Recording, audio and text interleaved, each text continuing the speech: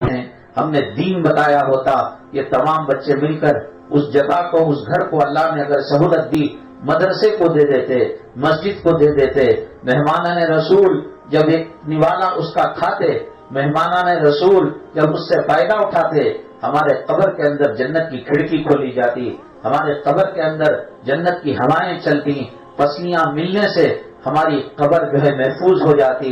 میری ماں ایک دن سب کو کفن میں لپیٹے جانا ہے، ایک دن سب کو جنازے پر سوار ہو کر جانا ہے، کسی کو موت سے دستگاری ہے، آپ کو بھی مرنا ہے، ہمیں بھی مرنا ہے، ہمارے والدین کو بھی مرنا ہے، خاوندوں کو مرنا ہے، شوہروں کو مرنا ہے، اولاد کو مرنا ہے۔ اللہ نے کہا کل نفس ذائقۃ الموت، ہر نفس کو موت کا مزہ چکھنا ہے۔ کل من علیہا فان ویبقى وجہ ربک ذو الجلال والاکرام، ہر چیز کو فنا ہے، ہر چیز کو موت ہے، کل والی زندگی آج نہیں ہے، کل والا مزہ آج نہیں ہے۔ ہر ایک قدم بڑھتا ہوا قبر کی طرف ہمارا جا رہا ہے۔ سیدنا ابو بکر صدیق رضی اللہ تعالیٰ عنہ کو جب کفن کا کپڑا دیا جانے لگا، موت سے پہلے کہا کہ کفن میں تیار کر لوں گا۔ امی جان عائشہ صدیقہ رضی اللہ تعالیٰ عنہ حضرت ابو بکر صدیق رضی اللہ تعالیٰ عنہ کی صاحبزادی ہیں، کہا کہ ابا حضور یہ کفن ہے، لے لیجئے۔ تو آپ فرمانے لگے اعمال اللہ تعالیٰ قبول فرما لے اور قبر میں جنت کی کھڑکی کھول دے، تو یہ کفن مجھے ضرورت نہیں ہے، یہ کفن سفید کپڑا زندوں کو زیادہ کام آئے گا، قبر کے اندر کیڑے چاٹ دیں گے، قبر کے اندر کفن میلا ہو جائے گا۔ میری ماں دنیا میں کتنے قیمتی کپڑے پہنے، ان کپڑوں کو نکال دیا جائے گا، انگوٹھی کو نکال دیا جائے گا، پیٹ کو دبا کر پیشاب پاخانے اور منہ کے راستے پوری گندگی کو باہر نکال دیا جائے گا۔ صبح میں روٹی پایا کھایا ہے اور 11 بجے موت ہو گئی تو روٹی پائے کو نکال دیا جائے گا، دودھ پیا ہے، لسی پی ہے، اس کو نکال دیا جائے گا، انگوٹھی انگلی کے اندر پھنس گئی ہے، نکل نہیں رہی ہے، بلیڈ سے گوشت کاٹ کر اس انگوٹھی کو نکال دیا جائے گا، لیکن دنیا کی کوئی چیز قبر میں جا نہیں سکتی۔ اس خبر کا سامنا کرنا ہے۔ کب تک ہم فرعون کے راستے پر چلتے رہیں گے؟ کب تک ہم خدا کو ناراض کرتے رہیں گے؟ میری ماں سفر کے مہینے کو گالی دینے سے کیا ہوتا ہے؟ آج بے پردگی کی وجہ سے، آج بے حیائی کی وجہ سے، آج بے شرمی کی وجہ سے، آج ماٹی کیچ کے گھر کی وجہ سے، آج چٹ فنڈ اور سود کے کاروبار کی وجہ سے، آج مرد کی حرام کی کمائی کی وجہ سے۔ کبھی آپ نے کہا اپنے خامن سے کہ آپ ہلکا پھلکا کھلائیے، آپ روٹی پیاز کھلا دیجئے، آپ چاول کے اندر پانی ڈال کر ہمارے پیٹ کو بھر دیجئے، لیکن حرام کے لقمے ہمارے پیٹ کے اندر نہ ڈالیں، اس لیے کہ جو ایک حرام کا لقمہ پیٹ کے اندر جائے گا 40 دن تک اللہ اس کی نماز قبول نہیں کرتے، اس کی دعا قبول نہیں کرتے۔ کیا ہم نے اپنے خامندوں کو، اپنے کمانے والوں کو یہ بتایا؟ بلکہ یہ کہا جاتا ہے، پریشر ڈالا جاتا ہے، فلاں شخص اپنی بیوی کو اتنا خوش رکھا ہے، قیمتی کار میں کبھی اوٹی لے جاتا ہے، کبھی آگرہ تاج محل لے جاتا ہے، کبھی کشمیر لے جاتا ہے، تمہارے پاس تو ایک سواری بھی گت نہیں ہے۔ پریشر ڈالا جاتا ہے، بیوی کے پریشر ڈالنے کی وجہ سے اور دباؤ ڈالنے کی وجہ سے ہارٹ کی بیماری پیدا ہو جاتی ہے، شوگر کی بیماری پیدا ہو جاتی ہے، دل کے بال بند ہونے لگتے ہیں۔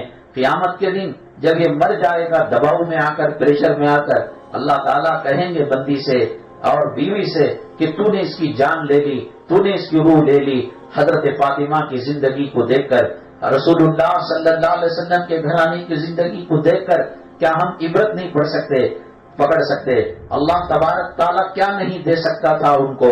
اللہ نے رسول اللہ صلی اللہ علیہ وسلم کو بتایا اگر آپ چاہیں احد کا پہاڑ سونا بنا کر آپ کے قدموں کے اندر ڈال دیا جائے گا۔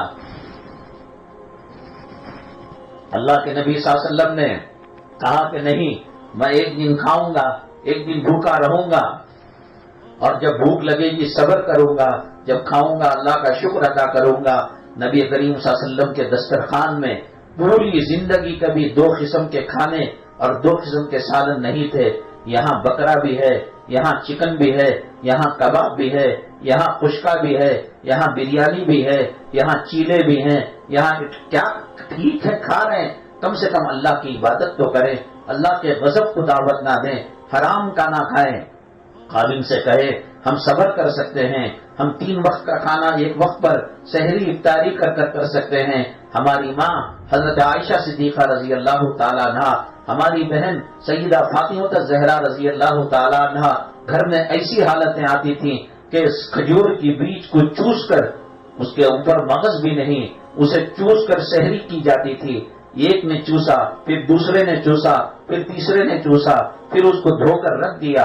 پھر افطاری کا وقت آیا، نہ اس کے اندر مسال ڈوسا ہے، نہ چکن کباب ہے، نہ مٹن بریانی ہے، نہ سموسے ہیں، نہ شیخ ہے، نہ کباب ہے. پھر وہی جو سحری میں بیج کو چوسا گیا تھا، افطاری کے اندر چوس کر اس کو رکھا جا رہا ہے. ہاں، نماز قضا نہیں ہونی چاہیے، اللہ ناراض نہیں ہونا چاہیے، نبی ناراض نہیں ہونا چاہیے. ایک مرتبہ نبی کریم صلی اللہ علیہ وسلم آرام فرما رہے تھے. حضرت سیدنا عمر الخطاب رضی اللہ تعالیٰ رسول اللہ صلی اللہ علیہ وسلم سے ملاقات کرنے کے لیے گئے. وہ سید الاولین، وہ سید الآخرین، وہ ساقی کوثر، وہ شافی محشر، وہ امام الانبیاء، وہ سید الانبیاء، وہ خاتم الانبیاء. وہ قیامت کے دن سجدے میں پڑے گا، اللہ تعالیٰ کہیں گے ارفع راسک یا محمد سل توتا، سر اٹھا آج تجھے دیا جائے گا. 1.25 لاکھ پیغمبر نفسی نفسی کے عالم میں ہوں گے اور یہ پیغمبر ناس کا سجدہ کر رہے ہوں گے. اللہ کہے گا تمہاری مراد پوری ہوگی. جنت کے لیے حرام ہے کہ آپ کے داخلے کے بغیر، آپ کی امت کے داخلے کے بغیر کوئی اور چلا جائے. عرش پر آپ کا نام لکھا ہوا، جنت کی حوریں آپ کی نغمہ پڑتی ہوئی، جنت کے غلام اور جنت کے درخت کے پتے جب سر سراتے ہیں نبی کریم صلی اللہ علیہ وسلم پر درود پڑھتے ہیں. اللہ تبارک تعالیٰ آپ کے شہر کو، مکے کی مٹی کو عزت دی آپ کی وجہ سے. قرآن میں آپ کا تذکرہ کیا، آپ کے گیسوں کا تذکرہ کیا، آپ کے حسن کا تذکرہ کیا، آپ کے روشن چہرے کا تذکرہ کیا. اللہ کو نبی کریم صلی اللہ علیہ وسلم بہت زیادہ پسند ہیں، لیکن اس کے باوجود گھر کے اندر فقر و فاقہ ہے، گھر کے اندر تنگی ہے. آپ کو کہا گیا احد پہاڑ سونا بنا کر دے دیا جائے گا، آپ نے منع کر دیا. عمر الخطاب کسی کام سے گئے، جسم پر چادر نہیں تھی، نیچے جو ہے کھجور کے پتوں کی چٹائی تھی، اور نبی کریم صلی اللہ علیہ وسلم کا جسم مبارک جو گلاب کی پنکھڑی ہوتی ہے، پھول کی جو پنکھڑی ہوتی ہے، اس سے نرم و نازک خوشبودار تھا. اور کھجور کے درخت کے پتوں کے نشانات آپ کے جسم میں اثر پڑتے. نہ بیڈ شیٹ تھی، نہ نالی تھی، نہ دکیا تھا، نہ قالین بچھا تھا. حضرت عمر الخطاب رضی اللہ تعالیٰ عنہ کی آنکھوں میں آنسو آ گئے. آپ نے فرمایا روم کا بادشاہ اور قیصر و کسرا یہ لوگ مزے لے رہے ہیں، آپ امام الانبیاء ہو کر آپ کی ایک حالت ہے. اور حضرت عمر فرماتے ہیں پورے گھر میں گیہوں کو اگر تولا جائے، ناپا جائے، ایک مٹھی کے اندر یہ وہ گیہوں آ جائے، لیکن رونے لگے. اللہ کے نبی صلی اللہ علیہ وسلم نے فرمایا ماں یبکی کا یا عمر، اے عمر تمہیں کس چیز نے رلایا ہے؟ فرماتے ہیں اللہ کے نبی آپ کی حالت دیکھی نہیں جا رہی ہے، آپ جو ہے امام الانبیاء ہیں، خاتم الانبیاء ہیں، ساقی کوثر ہیں، شافی محشر ہے، یہ حالت دیکھی نہیں جاتی. اللہ کے نبی صلی اللہ علیہ وسلم نے فرمایا عمر میری مثال تو ایسی ہے جیسے کوئی مسافر جا رہا ہو اور راستے میں درخت کے نیچے جب چھاؤں ہوتی ہے کچھ دیر کے لیے آرام کر کے چلا جا رہا ہو. نہ تو مجھے دنیا میں رہنا ہے، نہ کوئی پیغمبر رہا ہے، نہ کوئی ولی رہا ہے، نہ کوئی قطب رہا ہے، نہ کوئی صحابی رہا ہے، نہ کوئی بزرگ رہا ہے. اس سائے سے نکل کر اور آگے کی طرف چلا جانا ہے. بس اس درخت کے سائے میں کچھ دیر کا آرام ہے. آج بلڈنگیں بنانے پر ہمارا وقت لگ رہا ہے، پراپرٹیوں کے لینے پر جھگڑے ہو رہے ہیں. میری ماں جب یہاں سے رخصت ہو کر میدان محشر میں جائیں گے، قیامت میں جائیں گے، اللہ تعالیٰ کے فرشتے پوچھیں گے قالوا کم لبثتم فی الارض عدد سنین، کتنے سال تم دنیا کے اندر تھے؟ قالوا لبثنا یوما او بعض یوم فاسأل العادین، ہم آدھا دن تھے، ہم پو دن تھے. اور پھر قرآن نے کہا اللہ تبارک تعالیٰ نے کأنہم یوم یرونہا لم یلبسوا الا عشیۃ او ضحاہا، ایسا لگتا ہے ایک رات گزار کر آئے، ایک اشراق اور چاش کا وقت تک گزار کر آئے.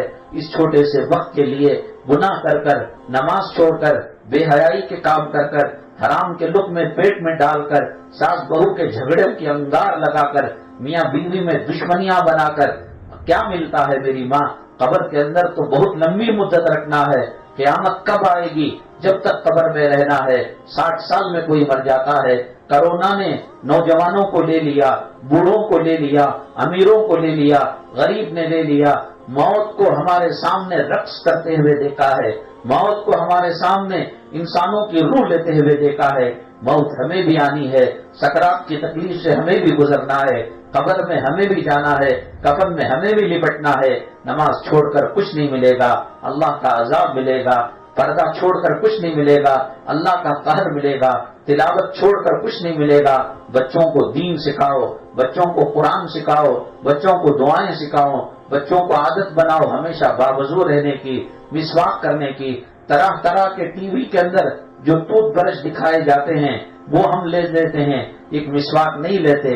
اللہ کے نبی صلی اللہ علیہ وسلم نے فرمایا مسواک کی وجہ سے نماز پڑھی جائے, جس مسواک کے ساتھ یعنی مسواک کر کر نماز پڑھی جائے تو اس کے درجے بلند ہو جاتے ہیں, بلغم کم ہو جاتا ہے, میموری پاور بڑھ جاتا ہے, اللہ راضی ہو جاتا ہے, موت کے وقت کلمہ مل جاتا ہے. گھر کے اندر جگہ جگہ قرآن کے تغرے لگاؤ, کعبے کے تغرے لگاؤ, اٹھتے چلتے پھرتے بچوں کی نگاہوں کے اندر یہ رہے. کل کوئی انہیں ایمان سے ہٹانا چاہے صحابہ کی طرح جان تو دے دے. حضرت خباب ابن ارد کی پیٹھ پر اتنا مارا گیا اور سلاخوں کو گرم کر کر, تلوار کو گرم کر کر اتنا چبایا گیا کہ جسم سے نکلنے والا لہو اور خون اس انگارے کو بجھا دیتا تھا, لیکن وہ ایمان سے ہٹتے نہیں تھے. بلال حبشی رضی اللہ تعالیٰ عنہ کی چیخیں نکل جاتی, اوپر کی چادر نکال کر چھوٹا سا کپڑا شرمگاہ کے اوپر چڈی کی طرح ڈال کر ان کو ریت کے اندر, گرم ریت کے اندر لٹایا جاتا اور سینے پر گرم چٹان رکھی جاتی اور رسیوں سے کھینچا جاتا تو وہ کہتے احد احد احد. تو پوچھنے والوں نے پوچھا کہ بلال تکلیف کے اندر بھی احد احد کہہ رہے تھے. فرماتے ہیں کہ مجھے جنت کے مزے آ رہے تھے, جنت کی لہروں میں ڈبکیاں مارنے کے مزے آ رہے تھے. میری ماں جنت کے مزے وہ دیکھے کہ وہ ایمان کے راستے پر چلے, اسلام کے راستے پر چلے. یہ فیشن, یہ موبائل, یہ ٹی وی, یہ سیریل, یہ ڈرامے ہمیں تباہ کر کے رکھ دیں گے, برباد کر کے رکھ دیں گے.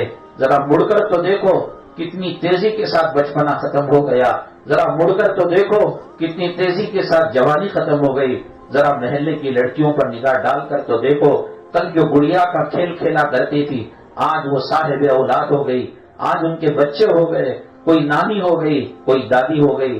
ذرا مڑ کر تو دیکھو اپنی گلی کے اندر, اپنے محلے کے اندر کل جو تھے اگلی جمعہ تک کتنے 100 اس دنیا سے رخصت ہو چکے, بنگلور سے چلے جا چکے.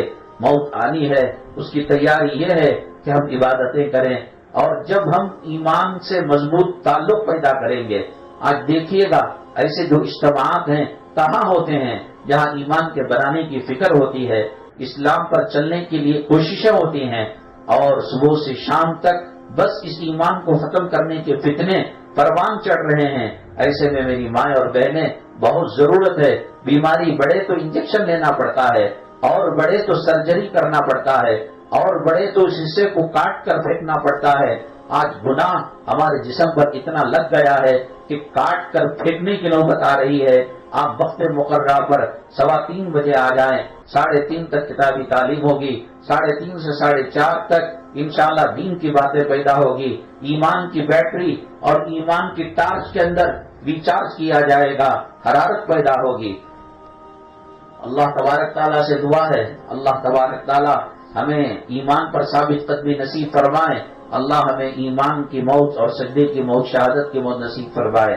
کسی نے پوچھا ہے لپسٹک اور نیل پالش لگا کر وضو ہو سکتا ہے یا نہیں؟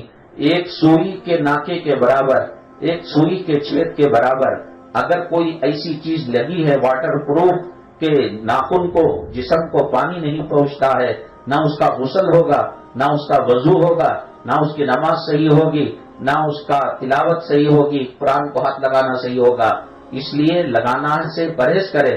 اگر کسی نے لگا لیا ہے تو ریموور سے ایک دانے کے برابر, سوئی کے سوراخ کے برابر بھی رہے, اس کو نکال کر وہ غسل کرے اور اس کو نکال کر وہ وضو کرے. سنت اور نفل نماز میں اقامت کہنا ٹھیک ہے یا نہیں؟